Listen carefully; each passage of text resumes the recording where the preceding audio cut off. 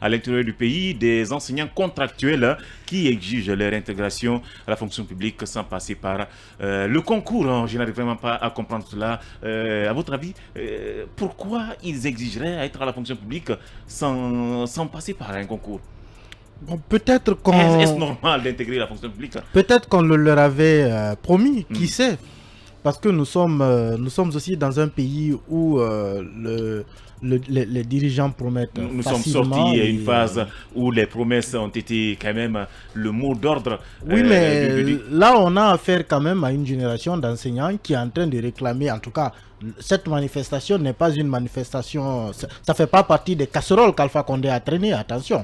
Non, pas du tout. Ah oui, parce que, parce qu'autant d'Alpha Condé... Depuis 2018, beaucoup ont été pris comme contractuels depuis 2018. Oui, mais la question de leur intégration est arrivée quand on a lancé le fichier d'assainissement le programme d'assainissement du fichier de la fonction publique et donc le départ massif à la retraite d'enseignants titulaires. On a ouvert une brèche, le ministre de la fonction publique, je crois, lui-même l'avait dit. On allait s'appuyer en attendant sur les contractuels, sauf qu'on n'a pas précisé, peut-être, qu'il faudra forcément qu'ils passent par un concours.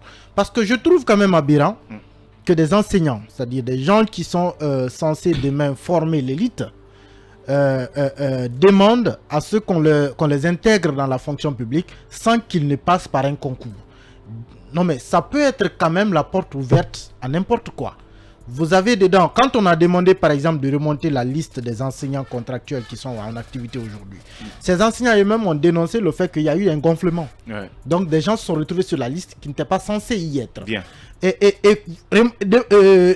Imaginez un seul instant qu'on dise, ok, tous les enseignants contractuels embauchés, on les envoie en classe. Ça veut dire qu'on a le risque de se retrouver demain dans les salles de classe avec des gens qui n'ont peut-être jamais été enseignants contractuels. Ouais. Il y a eu le cas Nieloy qui était professeur de chimie. Oui, je crois.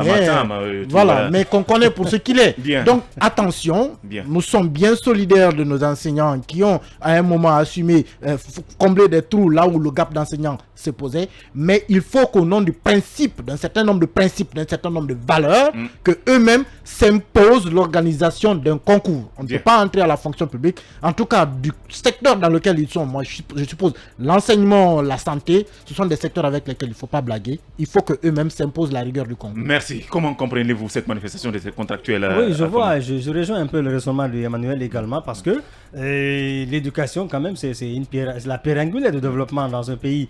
Donc, tant vaut l'école, tant vaut la nation, on le dit souvent. Donc, au regard aujourd'hui de la prestation de certains enseignants dans les écoles, on le voit tant dans le public que dans le privé. Il suffit d'y faire un tour.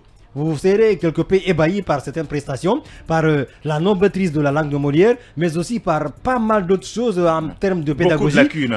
Oui, il y a plein de lacunes, il faut reconnaître. Donc, on ne peut pas prendre tout ce beau monde-là pour dire, ben voilà, et vous êtes embauché à la fonction publique, il n'y a pas de test, c'est fini. Il faut passer par un test, par un concours, que les méritants passent et qu'on ne prenne pas justement des gens parce qu'ils sont là depuis longtemps. Bien. Mais il faut quand même avoir la culture du mérite dans ce pays. Ouais. La culture du mérite, ça doit prévaloir dans le recrutement pour justement permettre à notre école de s'en sortir. L'avenir appartient à la nation qui a la meilleure école. Bien, merci beaucoup. 30 secondes.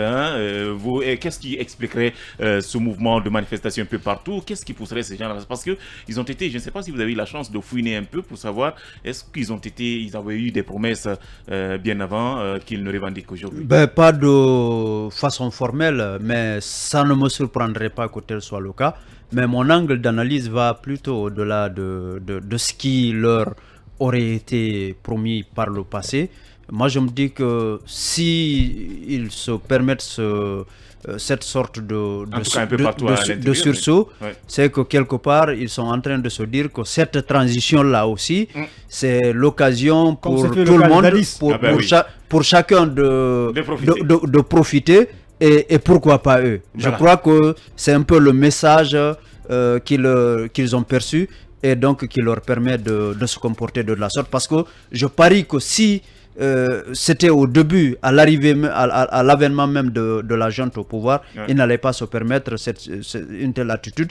parce que sachant que il y avait quelque chose de nouveau et de sérieux qui était prévu. Bien, notre invité dans Bâton Rompu est Monsieur Louda Baldé. Avec lui, nous allons évoquer la mission conjointe à l'ONU-CEDEAO, mais aussi l'OIF et d'autres sujets qui font l'actualité. Ça sera dans la deuxième partie de cette émission.